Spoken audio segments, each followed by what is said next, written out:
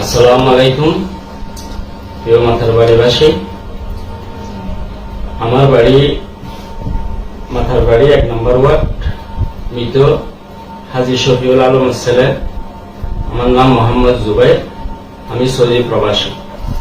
আসসালামু আলাইকুম, আমার নাম জান্নাতুল ফেরদৌসী। আমার আব্বুর নাম আব্বাস উদ্দিন, মায়ের নাম ফাতেমা বেগম। আমি জুবাইরকে ভালোবাসি, সেজন্য আমার ইচ্ছে মতো আমি ওকে বিয়ে করছি। ও আমাকে কোনো ঠিকঠাক করে নিয়ে আসেনি।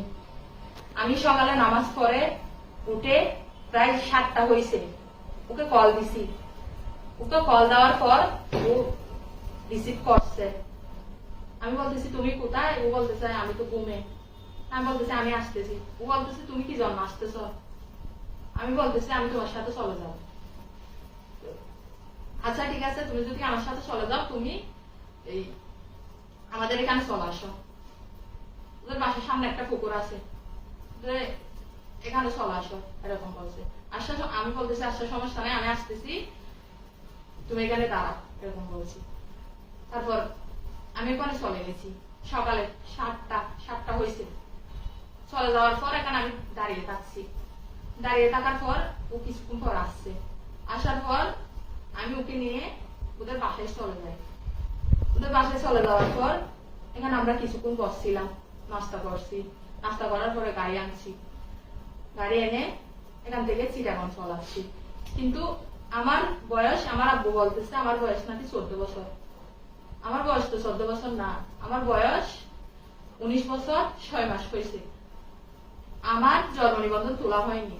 তোলা না হলেও কিন্তু আপনারা আমি মাদ্রাসায় পড়ছি।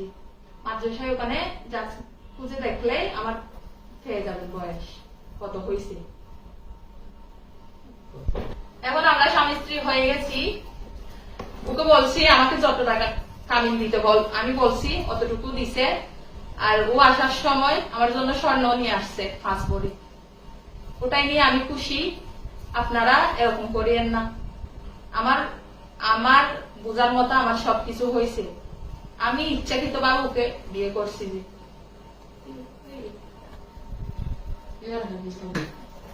আমার হাজবেন্ডকে যেটা মামলা দেওয়া হয়েছে এটা সম্পূর্ণ মিথ্যা, বুঝছেন? ও কিন্তু আমাকে নিয়ে আসেনি। আমি ইচ্ছাকৃত ভাবে আমি ওর সাথে চলে আসছি যে এটা ওকে হয়রানি করার জন্য দিছে। যে আমি এখানে ভিডিওতে আসতে চাইনি, আমি মাদ্রাসায় পড়ছি।